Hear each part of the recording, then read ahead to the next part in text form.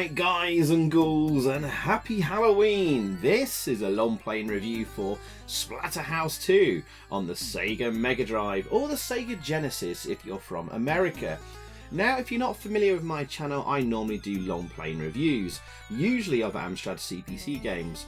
But this was the game set as the challenge for Halloween week in the Tubers High Score Challenge, a fortnightly competition between various notable YouTubers and streamers to get the highest score possible on 1 credit. To my surprise, I was able to 1 credit the game, so I thought this would make the perfect Halloween video. But don't worry Amstrad fans, I've not abandoned the system, more content coming soon. And those of you that don't like me doing a commentary and review, well, if you ask nicely, I can always upload the pure long play video as an unlisted one. However, there's already loads of them on YouTube already. So here you'll at least get to hear my tips on how to beat the game. So we're going to start things up here, and this was released by Namco for the Sega 16-bit console in 1992. And this has a really awesome intro sequence with some brilliant music, which we will allow to play in full here. And this basically picks up 3 months after the first game, which was released in arcades in late 1988. Your girlfriend Jennifer, as you can see there, she died towards the end of the first game, rather horrifically and tragically. But basically we're told by the mask here, the terror mask, that we can still save her from the land of the dead, or hell perhaps. And the hockey mask of the first and original arcade game has been changed to a more school-like thing to avoid lawsuits from the Friday the 13th owners. And the Japanese release actually has a more of a kabuki-like mask appearance. And the mask here tells us to go back to the house, which may confuse things a little bit because the house and mansion basically burnt down in the first game. But it's actually a different mansion we're going to, and we're actually going to traverse the ruins of the first mansion at the start of this game, and you can see it sort of in the demo intro sequence here. But we're going to a brand new house and mansion essentially. But yes, the mask itself kind of talks to Rick, and it fuses to his face, granting him more power and strength. The mask is supposedly inherently evil, and actually Rick destroys it at the end of the 3rd game, I believe. But I think it returns in a 2010 Xbox 360 game and PS2. But we all remember Jim Carrey's The Mask movie, so think of it like that. This game may have even inspired the comics and the movie, or was it vice versa? The timeline of the Mask comics is a little bit blurry, but anyway, who cares? Anyway, now before last week, I'd only briefly played this game before, so I'm coming into this cold and as a newbie. So if there's better ways to beat levels and monsters and bosses and stuff, feel free to let me know in the comments below, but don't get too salty and annoyed. I'm coming in as a complete noob here. But it just takes some practice and memory training to remember where all the enemies spawn and the patterns to defeat the bosses. Learn all of this, which I was able to do in a few days of intense practice, and put that into practice in the game, and you too can beat this game. It does give you infinite continues anyway, and even a password system, so it shouldn't take you too long to beat. But it can be a very, very frustrating and annoying game if you're playing for the first time. It's all about memory and learning things, because enemies always spawn in the same locations. They pretty much have the same behaviour and attack patterns, so you can predict a lot of the game and prepare yourself for sections coming ahead and defeat bosses in exactly the same way every time, or supposedly. But also I'm trying to score as much points as possible because this is for the Tubers High Score Challenge too. So I'm not running through this as a speed run.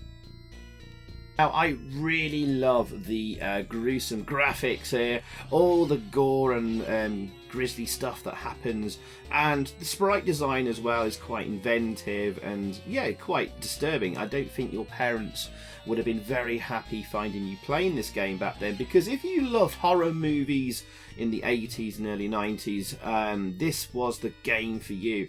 It just married the package up so well. No other game came close to the gore and the horror like Splatterhouse did. And as a kid, as a teenage boy, you would have loved this, I would have thought. Certainly I would have too, although I didn't have a Mega Drive growing up, sadly. And I didn't get to see the original game in an arcade anywhere. Alright, we're coming to the first boss here. And even one of the creatures here gets scared about going in to that room coming up.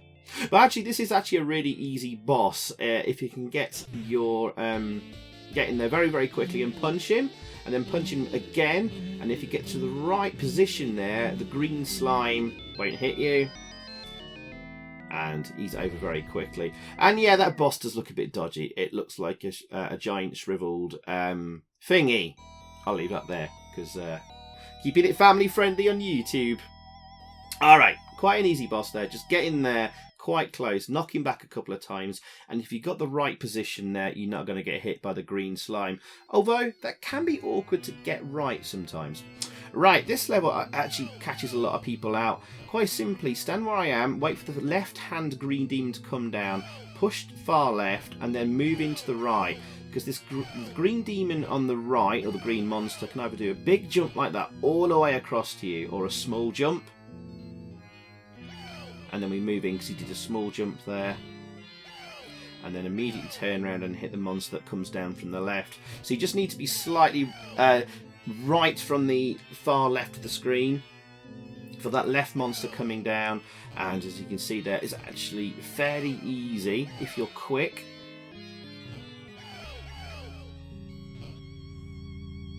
But this second level often actually, start of second stage, often catches out a lot of people quickly. It's all about knowing where you need to be on certain levels and knowing where the enemies spawn and attack from. That previous level really required previous knowledge if you want to get through that unscathed without losing a life. Now, I probably could have used a slide attack there. Now, Rick not only can punch and kick, but he can also do this slide attack across the floor. Now, experienced players may use the sliding attack more than I am, but I found it got me into more trouble than it's worth, and so I barely use the slide attack, apart from one tiny section of a later level. It can be awkward to pull off with you having to jump first, then as you land, push down and forward simultaneously along with hitting the attack button. But otherwise, just move quite slowly through the level. There is no time limit in the game, and monsters just spawn when you scroll the screen to a certain point or section. And don't worry about conserving weapons. Later on, you'll get a shotgun. Now, in the arcade version of the shotgun, you needed to sort of like save it for a boss fight and not use it against some of the monsters you meet in a level. Just use the weapons as you find them, basically. But yeah, as I was saying, monsters spawn as you scroll the screen to a certain point. So you can just push yourself along little bit by little bit if you want to, and take your time. What you shouldn't do is just like run and race through the level, because then more and more will spawn and you'll have more to contend with and deal with, making the game a lot harder. So patience is key here. Okay. Alright, this should be the second boss. And again, once you know what you're doing here, he's actually quite an easy boss. Immediately do a jump attack and attack the eyes there. Stick to the right for the first wave of skulls and just keep punching left. Jump over the thing that comes out of its mouth and do the attack on the eyes. The next wave of skulls come from the right, so be prepared for them. And these are a mixture of left and right. I actually screwed up there. But punch to the right and then low kick to the left a couple of times will get rid of them. I'll take the hit. This game is definitely possible to do without taking a hit. I'm sure probably someone on YouTube has done it already, and with a bit more time, practice and patience, I probably possibly could do as well. Because everything is pretty predictable in this game. There is nothing randomized in this game. As we reach stage 3. So I think basically we've just moved through the old mansion of the first house, and now we're moving on to a second mansion, which is entirely new and not Dr. West's mansion from the first game. Again, slide attack here might have done the trick, but I've just been extra cautious. Watch out for those fish spawning. You can actually spawn them in a little bit earlier to jump out of the puddles, and either avoid them or take them out early. So that's what I'm doing here. There you go. I actually screwed up there, but unlucky. I can definitely get through this level without taking a hit. I think I actually take a couple of hits on this level actually, but I've carried on.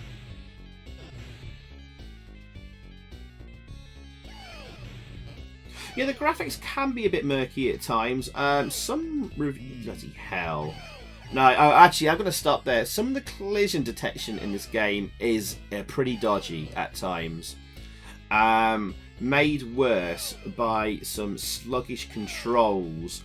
And I feel there is a bit of like input lag on the controls at times, which is purely in the game, and I don't think is like an emulation issue or a controller issue. I think it's present in the game.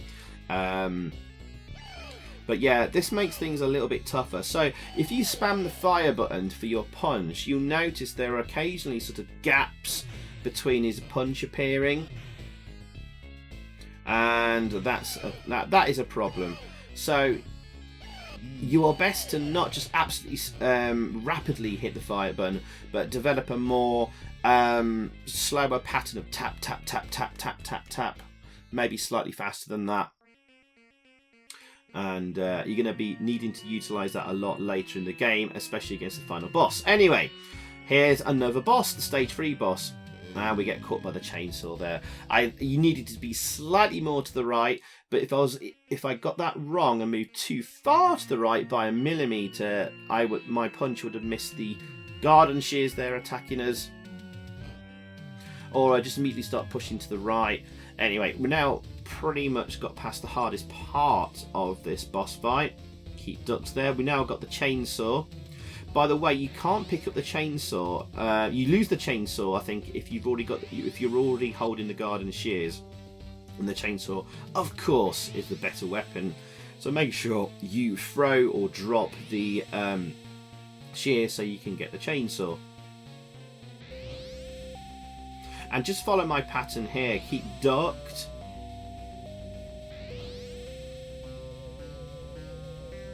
And move away to the right there, because that will spew some green gunk on you. There you go.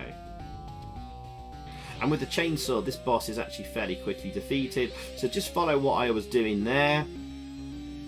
Again, you kind of need to have sort of maybe a little bit of prior knowledge of this boss battle to figure it out to do it without taking any hits or whatever. And actually, once you know the pattern, that boss was actually pretty easy. Actually, a lot of the bosses end up feeling quite easy once you know, once you figured out the attack pattern. So what I did to learn them is I just took a save point in an emulator before each boss battle and just practiced them over and over and over, worked out the patterns, made some notes, and then put it into practice, and voila, long play. Now this is one of the first forced scrolling sections. You'll have a monster attacking you from behind here. This is actually pretty easy.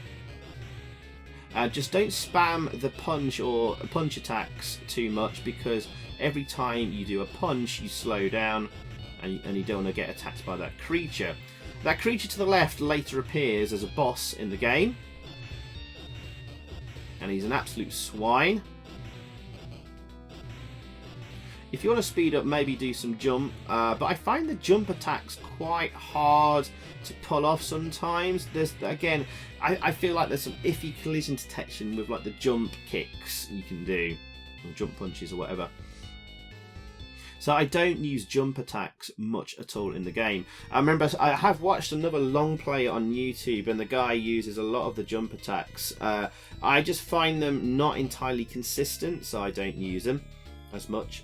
Now, this is one level where there's like actually branching levels. So if you get latched onto by one of those spirits and ghostly faces there, they can actually drag you into those potholes which we're jumping over at the moment, and that will drag you into a whole new level, which is actually quite a swine to get past.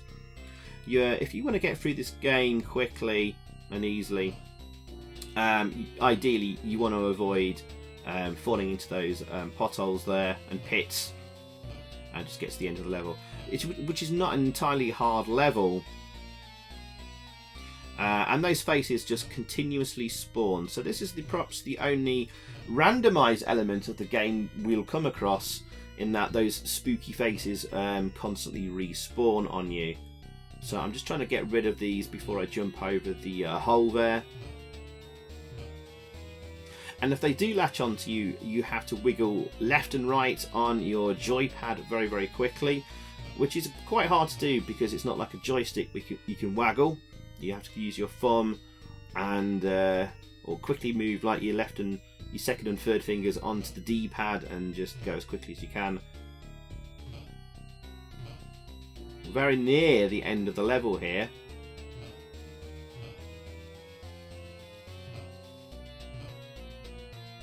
Again, love the rain and lightning effects there. Although some reviewers at the time criticised it for its dull-looking graphics. I think that's pretty harsh. I think these are damn good graphics for the Mega Drive and Genesis. And the sprite design is pretty awesome. I've got to watch out there. I've got two of them on me there, and unfortunately they dragged me into the lower level. So that was quite unlucky there.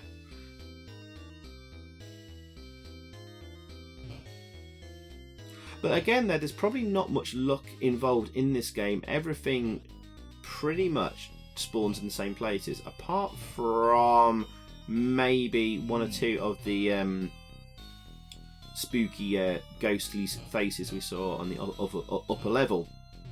Damn it. So I've not practiced this level much here, so I've already taken a couple of hits stupidly. Just got a bonus life there at 70,000 points.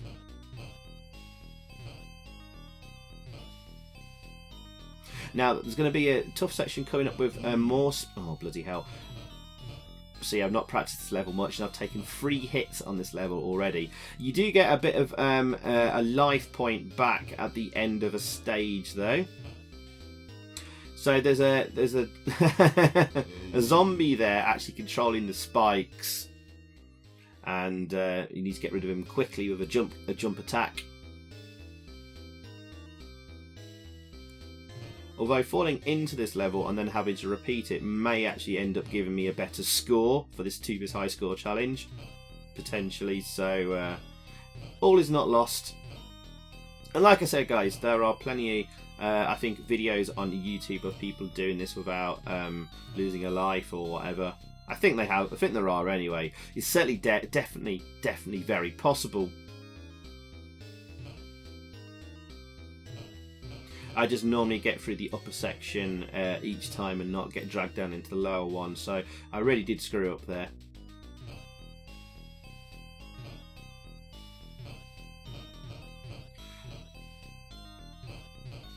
When I say about sluggish and laggy controls, switching left and right as your character facing left and right is actually pretty quick. It's more the punches and attacks that seem a bit sort of sluggish. Swine. We would have got through that level without taking a hit there. And there we go.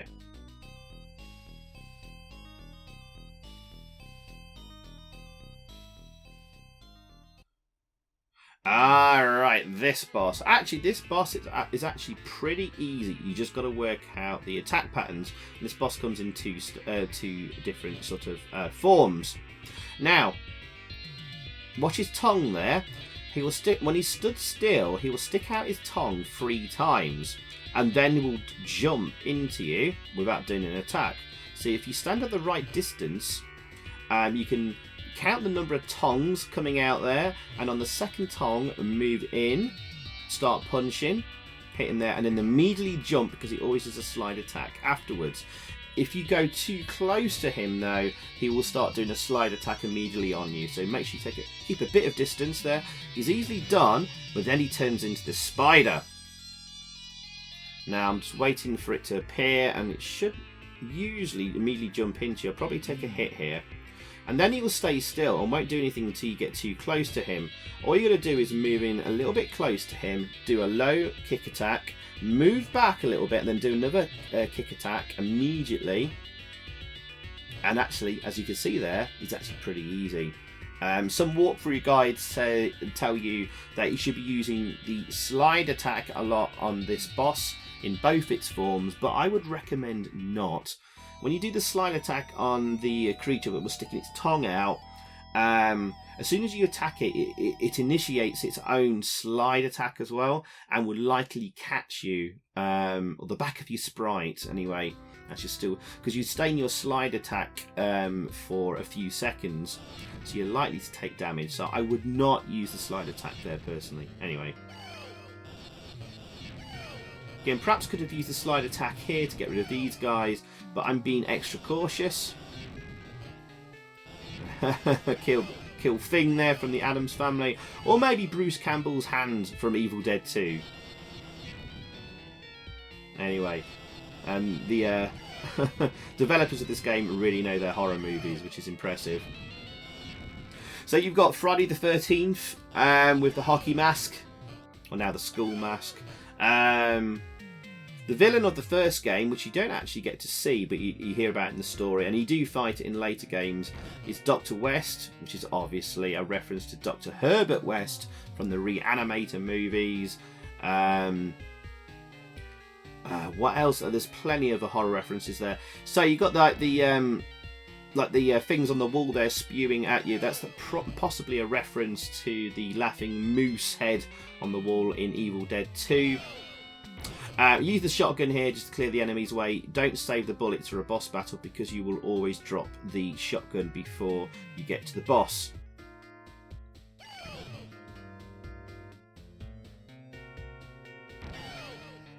And if we see any other horror movie references, we'll point them out.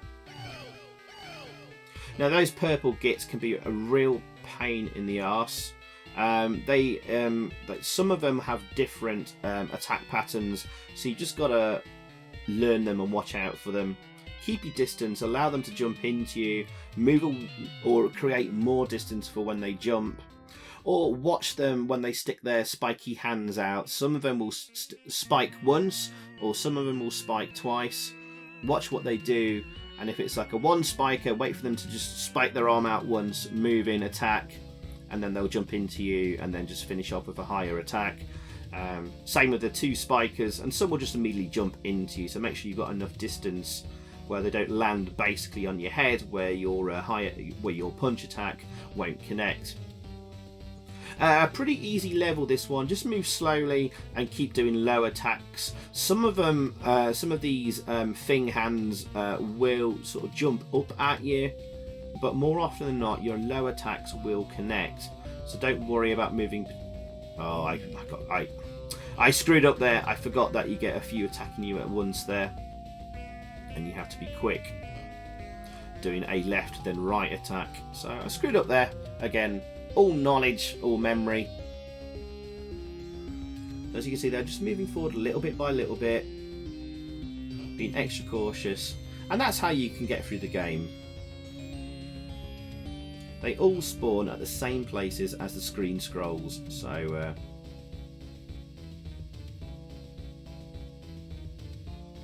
which is common in a lot of like 2D games. Like recently I did a long play of RoboCop on the arcade and got near a world record score run. If you want to check that out on my channel, go ahead. Again, enemies all spawn in the same places as you move the screen along. Right, this level can be a little bit awkward. And this is the only level, I think, where I'll use a slide attack. Didn't have enough distance there and I screwed up.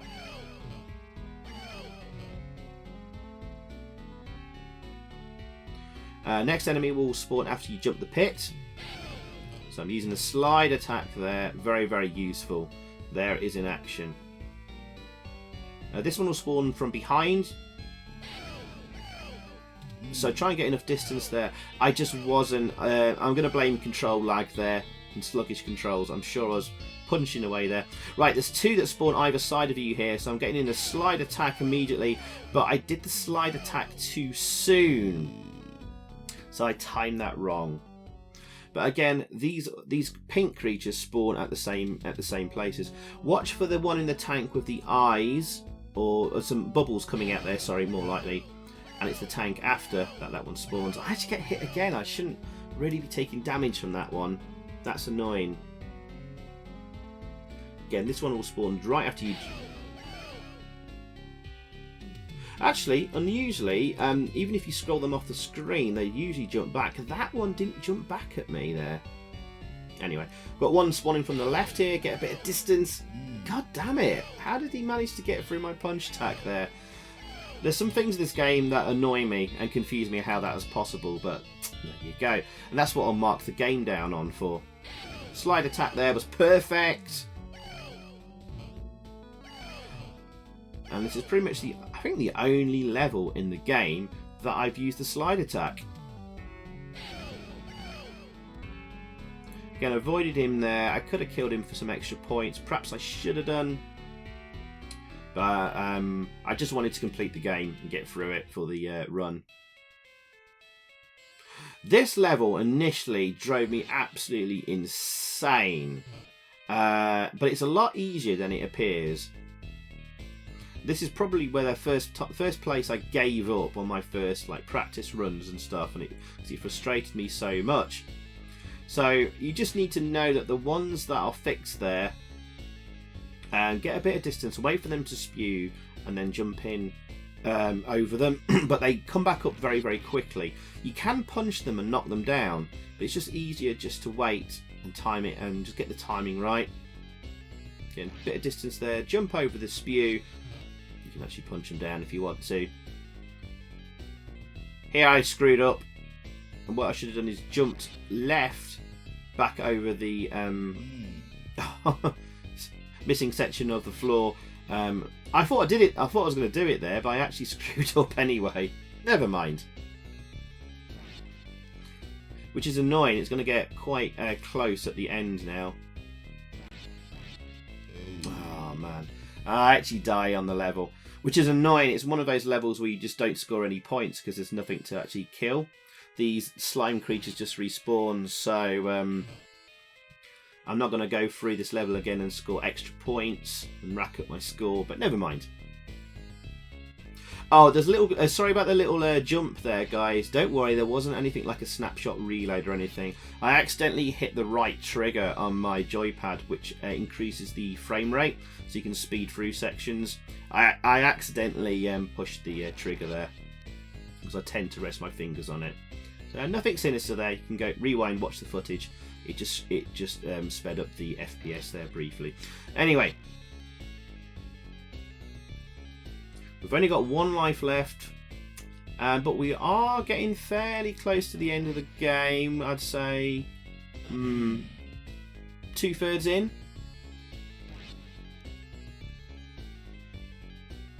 And this is one of the harder levels, I would say.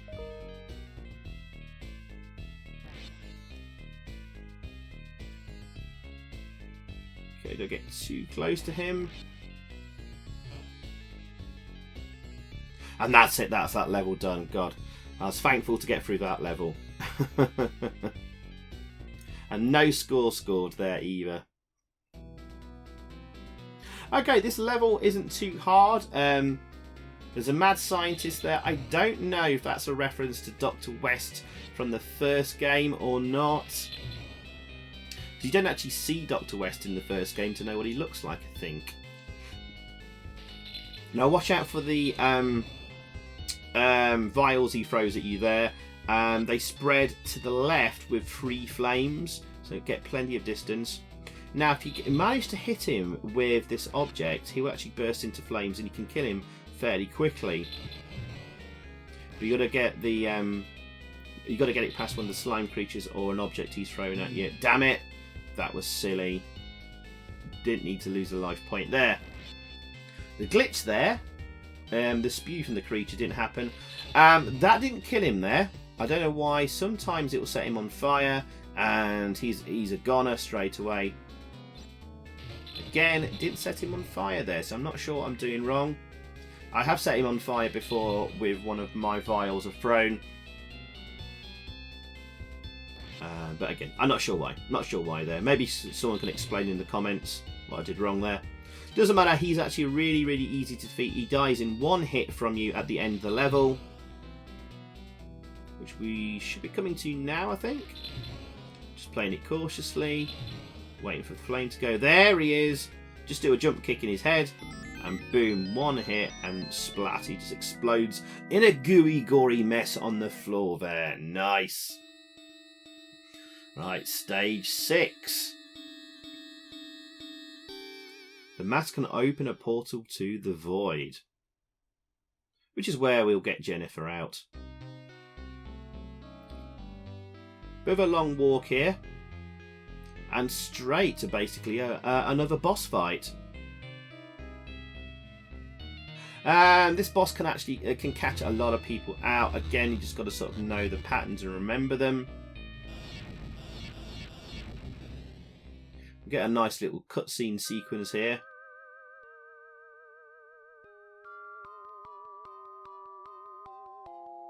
Here comes the spirit of Jennifer, the girlfriend you're trying to rescue.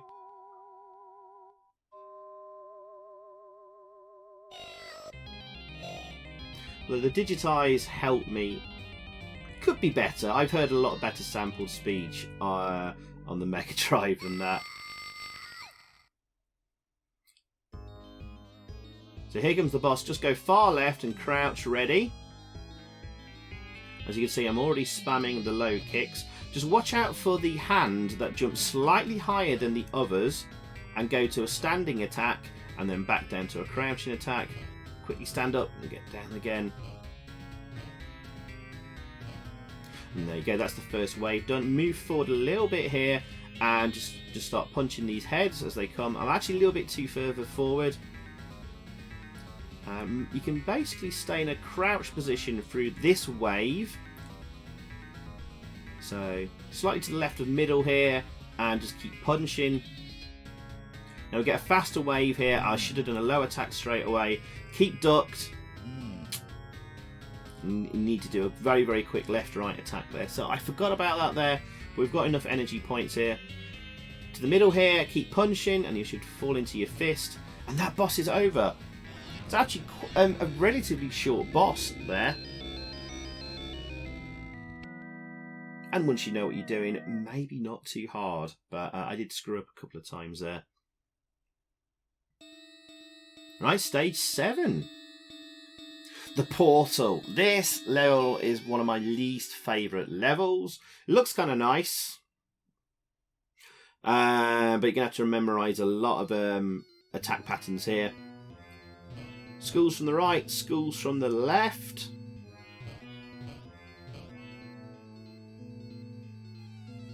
Low attacks. I just stand slightly off centre sometimes.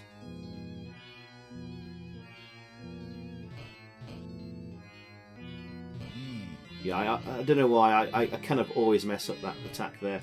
Up, down, up, down. Attacks there. And if I get through this only taking a couple of hits, I'll be happy with that.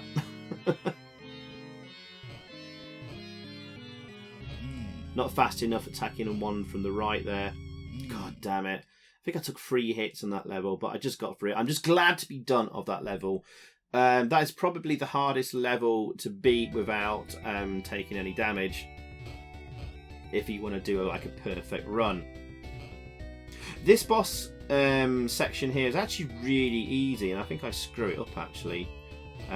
Just punch all the white lights first. Just keep away from it, not too close to it. I'm probably too close here. There you go. Don't go in too... I've gone in too close, I think. Yeah. Punch all the white lights. They do... oh, man. They do respawn, and then just punch the crystal. And you only need to do that about 4 or 5 times. That was a really easy level. I didn't need to die on. So, again, I could do better runs of this.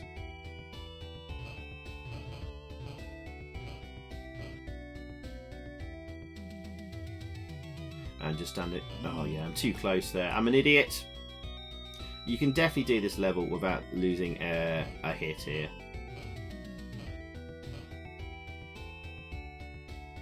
Standing a little bit further back this time.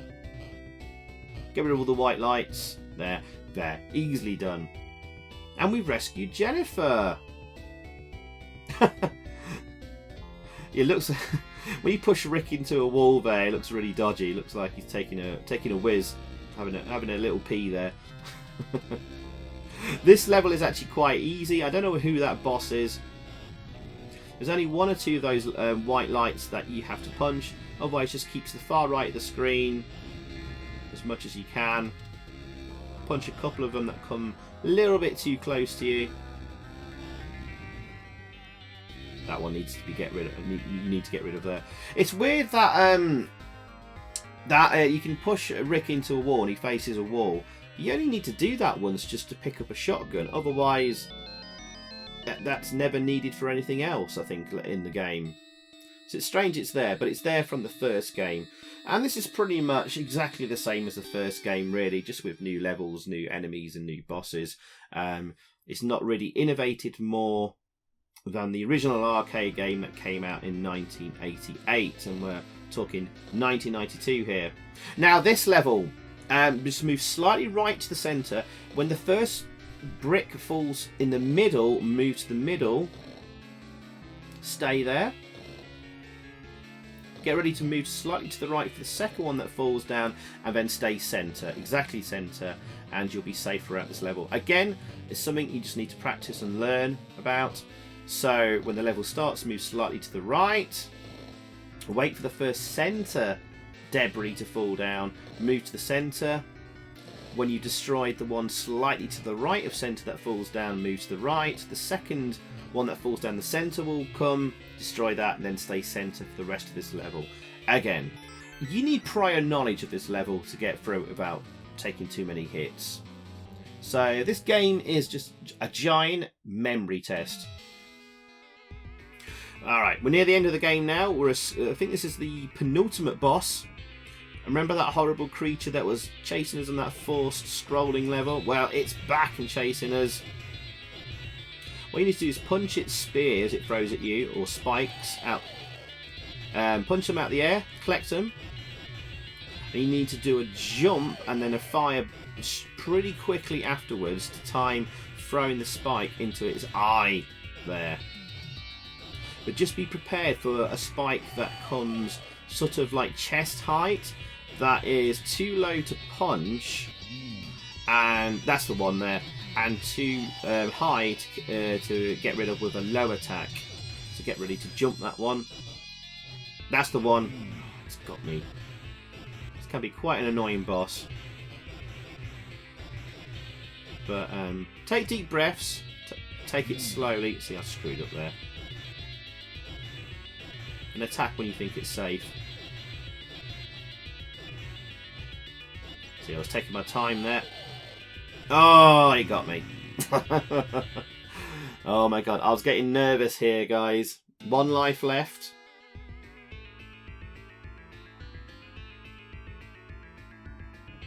At least we've got 4 energy hit points here. If we can get to the last boss with a life left, it should be good.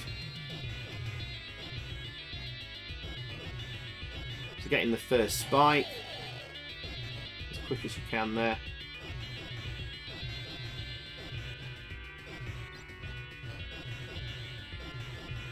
Yeah, the spikes can knock each other out of the air there. Oh, damn it.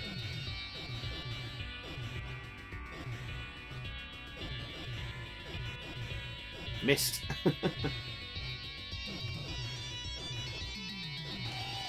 second hit. It's about 4 or 5 hits you need.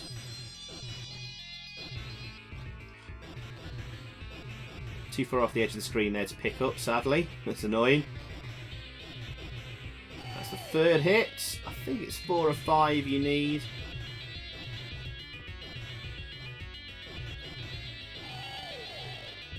That's the fourth. We've got 5 hits to do.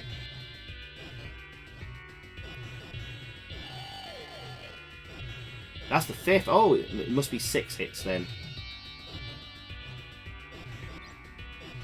There we go. And we got a bonus life there as well for hitting a score target there. Not sure how the score targets for bonus lives are. I think we got one at 70,000 points before.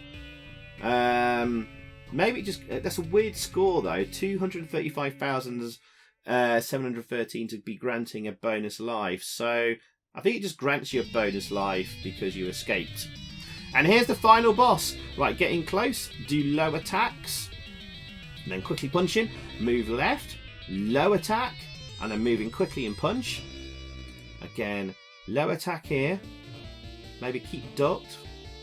And now punch. Low attack and then punch. Then move straight to the left there. Face right. Keep punching as quick as you can. And then stick to low attacks. And if you're lucky, you'll be able to punch him there. Sometimes that doesn't always work, and you'll lose health. It seems a bit hit and miss sometimes. Look, that happened. Yeah, maybe I wasn't punching fast enough, but then there is a bit of control lag here going on, and with the sluggish controls, which I have to mark the game down on, or maybe hit detection. I don't know. It seems a bit hit and miss at times.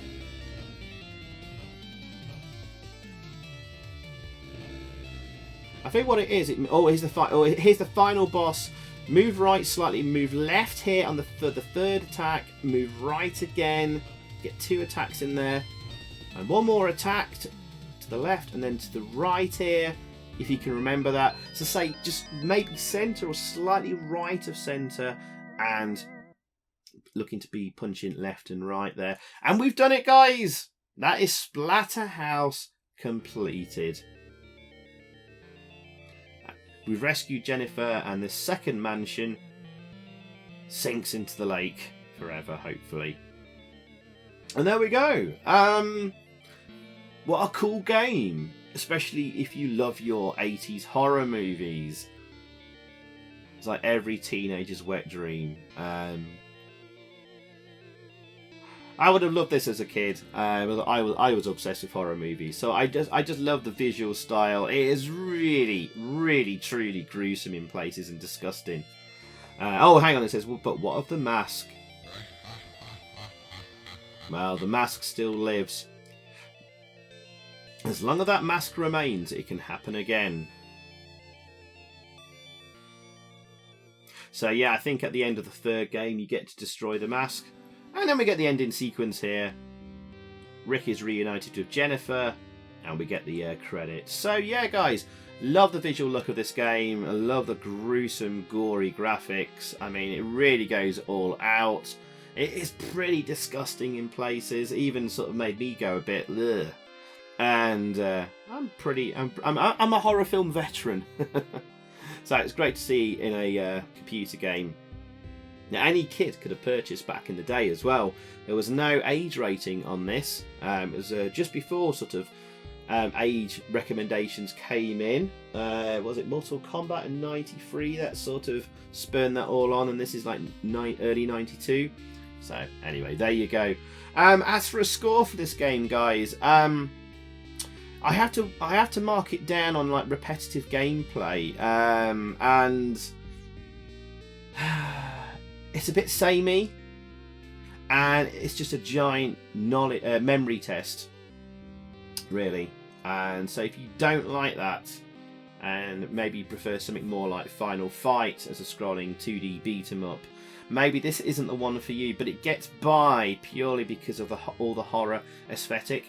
If this game didn't have all the gruesome gore and monsters and horror references and stuff, I don't think we would like this as much.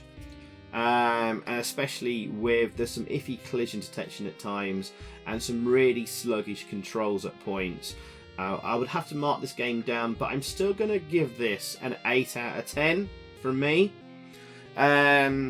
all things considered, because I'd still actually quite enjoy this despite the annoyances and how tough it can be. It's definitely very completable though, with infinite continues and password entries to skip levels, so it shouldn't take you too long to beat if you have the patience for it.